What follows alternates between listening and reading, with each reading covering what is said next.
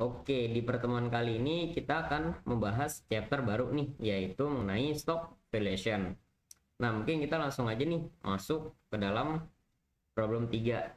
Nah, pada intinya stock valuation itu menghitung dari harga wajar suatu saham. Apakah nantinya saham ini itu layak untuk kita investasikan atau tidak? Kayak gitu. Nah, mungkin langsung aja nih ya. Nah, diceritakan di tahun 2023, Mandalika Corporation itu ingin berinvestasi saham ke perusahaan Jeresco. Nah, karena si Mandalika ini mau tahu gimana sih prospeknya daripada Jeresco, akhirnya Jeresco ini ngasih laporan keuangannya, financial positionnya, untuk periode yang berakhir pada tanggal 31 Desember 2022. Nah, ini ada rincian dari laporan keuangannya nih. Nah, sebelumnya kita itu harus hitung dulu nih nilai daripada A, B, C. Ini berapa sih, ya kan? Nah, ini gampang aja. Jadi teman-teman itu cukup menghitung atau mengkali. Jadi hanya dikali saja. Jadi nilai parnya itu dikali dengan jumlah share issued and outstanding-nya. Jadi 7.850 dikali dengan 15.200. Nah, kan udah nih, ya kan? Jadi 7.850 dikali dengan 15.200. Jadinya 119 juta, maaf, 320.000. Nah, kemudian untuk yang B juga sama. Jadi nilai parnya dikalikan dengan jumlah daripada share issued and outstanding-nya. Jadi 5.500 itu dikali 86.730. Nah, tinggal dihitung aja deh. Jadi sebesar 477.015.000. Nah, kemudian untuk RE-nya itu sebesar 238.065.000 dan untuk paid in capital 85 juta. Nah, maka untuk mencari C, ya kan? Nah, ini teman-teman hanya menambahkan aja. Jadi yang A ditambah yang B, ini kan A nih udah kita hitung, B juga udah kita hitung, kemudian ditambah paid in capital, kemudian ditambah RE-nya. Nah, setelah ditambah-tambah semua, akhirnya sebesar 919.400.000 untuk total shareholders equity-nya. Nah, kita lanjut. Kalau masih bingung ditanyain ya. Oke, kemudian kita lanjut nih. Kita lanjut. Kita nyari preferred stock dividennya. Gimana sih cara nyarinya? Nah, ini cara nyarinya. Jadi total A ini, total preferred stocknya yang tadi 119.320 itu dikalikan dengan 10%. Ya kan? Nah, kemudian ini dikalikan berapa nih? Karena di sini kan di soalnya kumulatif. Nah, coba kita baca dulu soalnya. Dalam hal ini, pada tahun 2023 diperkirakan pertumbuhan dividen akan sebesar 15%. Sementara pada tahun 2024 pertumbuhannya akan naik 3,5% dibandingkan tahun sebelumnya. Karena ada isu lonjakan investasi saat tersebut. Lalu di tahun 2025 diperkirakan pertumbuhan dividen akan turun dibandingkan tahun sebelumnya karena ada isu munculnya persaing baru. Nah, sedangkan tahun 2027 diperkirakan pertumbuhan dividen Jeresco akan menjadi konstan 14%. Nah, terus kita hitung di sini, hitunglah nilai ABC kan udah tadi. Besaran preferred stock dividen yang perlu dibayarkan oleh Jeresco di tahun 2022 apabila sejak tahun 2019. Nah, berarti dia belum bayar nih dari tahun 2019. Berarti kan 2019, 2020, 2021 dan 2022. Berarti 4 tahun tuh. Nah, makanya untuk menghitung preferred stocknya itu dari total ini dikalikan dengan 10% kumulatifnya, ya kan? Nah, kemudian dikali sama jumlah tahunnya. Tahunnya berapa? Tadi 4 tahun. Nah, berarti dikali 4 tahun aja deh. Nah, ya udah deh, tinggal dihitung-hitung-hitung. Maka jadi 47.728.000. Nah, kemudian kita lanjut. Di sini diketahui di mana EBT, earnings before tax, itu sebesar 125 juta. Wah, berarti 125 juta, ya kan? Kita hitung nih nilai wajarnya, berarti EBT-nya 125 juta. Kemudian pajaknya, tarif pajak yang berlaku sebesar 25%. Nah, berarti ini 125 juta dikalikan dengan 25%. Nah, ingat ya, kalau pajak itu mengurangi dari EBT. Jadi nanti hasilnya EAT, earnings after tax. EBT itu earnings before tax. Jadi ini sebelum pajak dan ini setelah pajak. Nah, ya udah deh, tinggal teman-teman tambahin. Nah, ini diambil aja tadi 47.728.000. Ingat ya, ini dikurang dulu. Kalau misalkan earnings available for common stock itu harus dikurang dulu dari jumlah dividen saham khusus atau saham istimewa. Nah, maka untuk earnings available for common stock-nya sebesar 46.022.000. Nah, kemudian kita lanjut. Apabila common stock-nya itu pemegang sahamnya itu 75% yang dikasih 75%. Nah, berarti tadi earnings available for common stock-nya itu kan dari sini. Nah, kemudian itu dikali berapa persen? 75%. Nah, jadi deh totalnya sebesar 34.516.500 kayak gitu. Nah, kemudian kita lanjut. Kita mencari DO-nya. DO itu dividen dibagi number of share. Jadi dividen dibagi dengan jumlah saham yang beredarnya. Kayak gitu ya. Kalau misalkan ada pertanyaan, ditanyain ya. Nah, kemudian kita lanjut nih. Dividennya kan tadi ini nih, kita ambil dari sini. Ya kan? Nah, kemudian untuk number of share itu kita ambil dari sini nih. Dari jumlah share issued and outstanding pada common stock-nya. Nah, maka jadi deh untuk DO-nya itu sebesar 397,98 kayak gitu. Nah, kalau masih ada yang bingung ditanyain ya.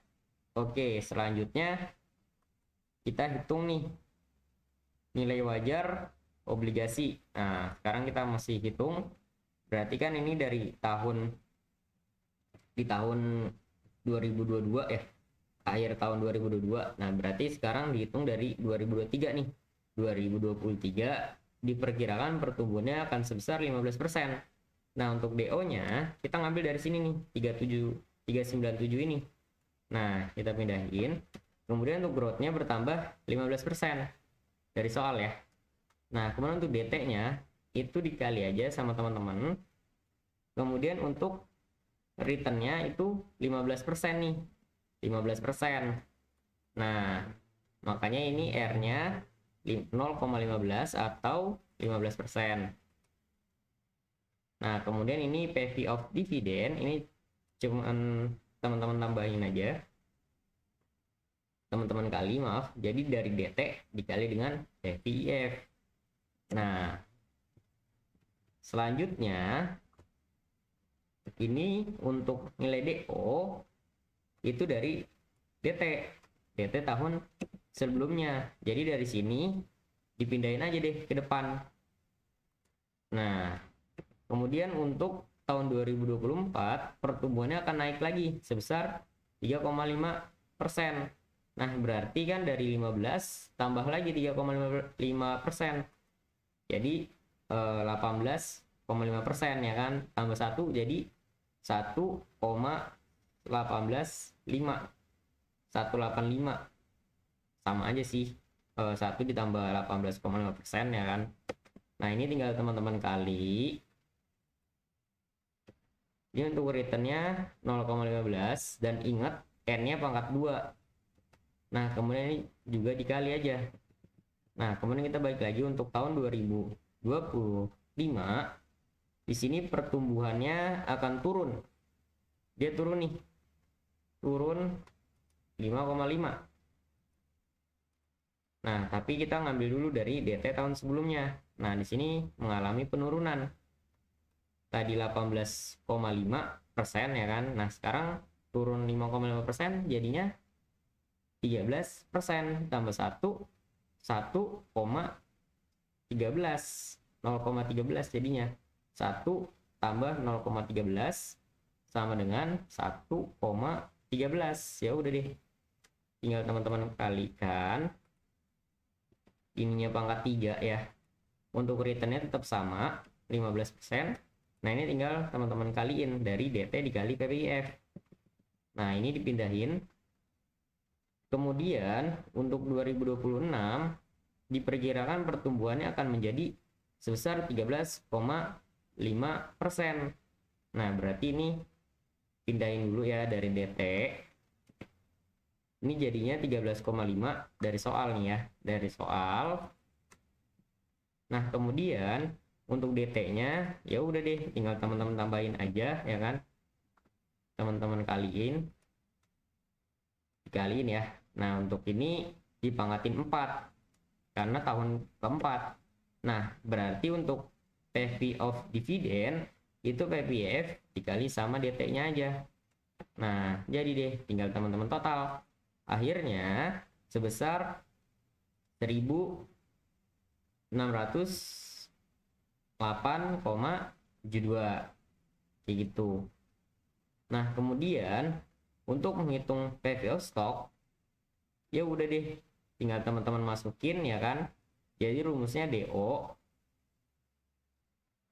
dari sini ya kan. Kemudian untuk growth-nya ini dari mana nih? Nah, kita baca dulu.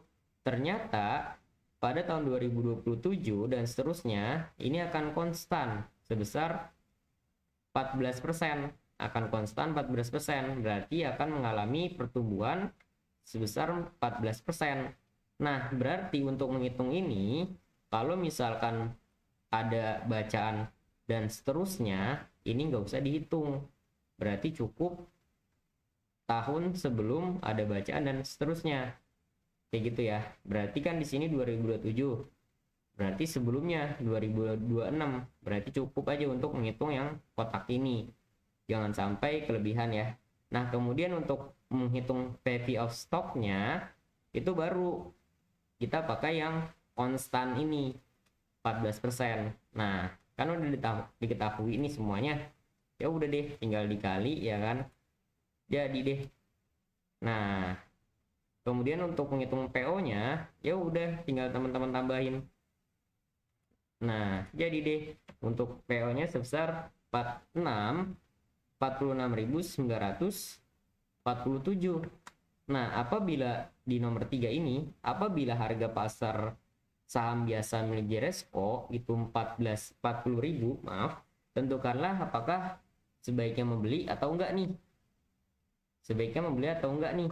Wah, kalau kita lihat sih ini sebaiknya membeli karena harga harga wajarnya itu 46.000, hampir 47.000, tapi saat ini harga pasarnya baru 40.000. Ya udah deh, keputusannya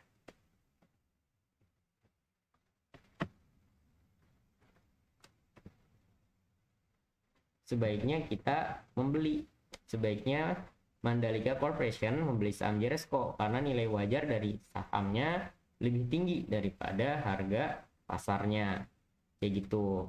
Nah, kalau masih bingung ditanyain ya. Oke, selanjutnya kita bahas problem keempat. Nah, kita masuk ke problem 4.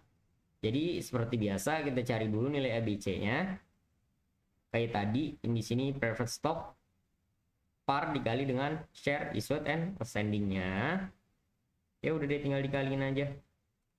Hasilnya 180.275.000. Nah, kemudian untuk yang B-nya, ya udah deh, par dikali dengan share issued and outstanding-nya.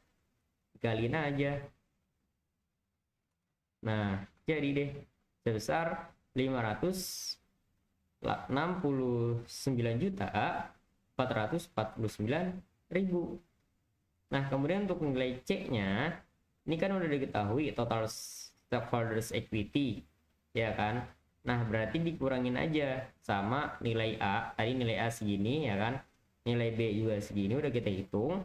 Kemudian nilai ini, paid in capital, sebesar 210.100.000. Ya udah deh, berarti kurang-kurang aja. Maka totalnya itu 238.026.000. Kayak gitu. Kalau masih bingung ditanyain ya. Nah, untuk berikutnya di sini kita mencari preferred stock dividennya nih. Preferred stock dividennya gimana sih? Ya kayak tadi. Jadi kita ambil dari poin ini, poin A, kemudian dikalikan dengan ininya, jumlah persentase preferred dividennya. Nah, dan ingat ini non kumulatif. Karena non kumulatif artinya dia itu hanya membayar pada tahun tersebut. Jadi kalau misalkan tahun kemarin dia nggak bayar, itu nggak usah dihitung. Kalau tahun sebelumnya kan kali 4 ya. Nah, kalau ini kan karena non kumulatif, jadi nggak usah dikali lagi. Kayak gitu. Nah, ini udah nih. Ya udah deh. Maka hasilnya untuk preferred dividend itu sebesar 15.663.375.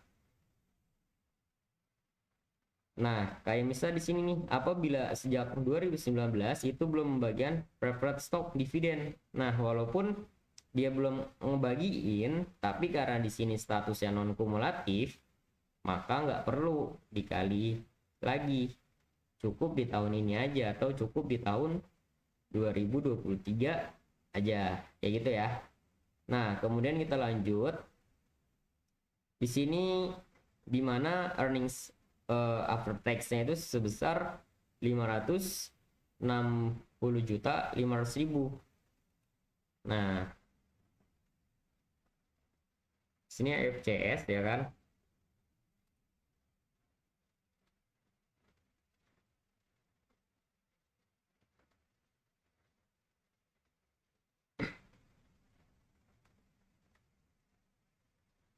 Earnings after tax, maaf ya kan. Sini earnings after tax-nya tadi sebesar 560.500.000. Nah, kemudian kan kalau EBT itu kan sebelum pajak ya. Nah, pajaknya itu 30%. Nah, berarti yang ini teman-teman hitung nih. Jadi kalau misalkan EAT-nya itu 100%, tapi setelah dikurangin 70%, artinya ini tinggal teman-teman balik. Jadi EBT ya kan, dari EAT itu untuk mencari EBT-nya sama dengan EAT dikali 100/70.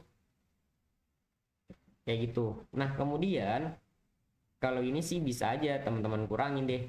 Dari 800 juta ini dikurangi 560 juta ini. Nah, nanti ketemunya untuk teksnya sebesar 240.214.286. Atau bisa juga dari EAT itu dikali 30% dibagi 70%. Nah, nanti kalau bingung ya dikurang aja sih, sebetulnya bisa aja kayak gitu. Nah, kemudian untuk berikutnya, ini tadi preferred dividennya kita ngambil dari sini nih. Ya udah deh. Maka untuk hasilnya kita tambahin aja semua. Dikurang dan ditambah. Oh, maaf, ini Ini udah nih. Nah, kayak gitu ya. Kita lanjut. Kalau masih bingung ditanyain ya. Nah, kita lanjut nih. Kan udah diketahui earnings available per common stock-nya sebesar 544 juta 836.625. Sedangkan dividen untuk pemegang saham biasa sebesar 60% nih. 60%. Nah, makanya dikali aja sama 60%. Nah, berarti dikali 60%, jadi deh sebesar 326 juta 901.975. Nah, kemudian untuk mencari DO yaitu dividen dari sini ya kan dibagi sama jumlah lembar saham yang beredar. Ya udah deh. Tadi jumlah saham yang beredar itu sebesar 34.850. Kemudian ininya dari sini. Nah, ya udah deh akhirnya jadi untuk DO-nya sebesar 9.380,26 kayak gitu. Nah, kemudian kita lanjut. Di sini di tahun 2024 pertumbuhannya sebesar 13%. Nah, tadi kita masukin dulu ya dari DO-nya. Kemudian mengalami pertumbuhan sebesar 13%. Nah, ini tinggal dikali aja deh. Tinggal dikali. Nah, jadi untuk DT-nya, kemudian untuk PV-nya di sini hitunglah nilai wajar harga saham biasa milik Shipping Corporation apabila investor itu menginginkan R-nya itu 18%. Nah, berarti per 18 aja. Nah, maka ini tinggal teman-teman kali. Jadi deh. Kemudian untuk tahun 2025, kemudian diprediksi pertumbuhan dividen akan turun. Nah, berarti turun nih. Ini kita ngambil dari DT tahun sebelumnya, ini ada turun. Turun sebesar 4,5%. Ya udah tinggal teman-teman kali. Ini jangan lupa pangkat 2. Nah, ini tinggal teman-teman kali lagi. Nah, kemudian untuk tahun berikutnya, tahun 2026 akan naik lagi nih 6%. Nah, kita jangan lupa dulu untuk DO-nya kita ngambil dari DT tahun sebelumnya. Ini kita mengalami kenaikan 6%. Kemudian ini cukup dikalikan saja DO dikali 1 plus Y. Kemudian untuk PVF-nya pangkatnya pangkat 3 karena tahun ketiga. Ya ini tinggal teman kali deh. Nah, jadi deh. Nah, berikutnya kita hitung deh. Kan ini udah diketahui nih rumusnya. Kita masukin aja ke rumusnya. Nah, maka totalnya sebesar 307.226,73. Kalau di sini ternyata dijual itu 300.000. Nah, berarti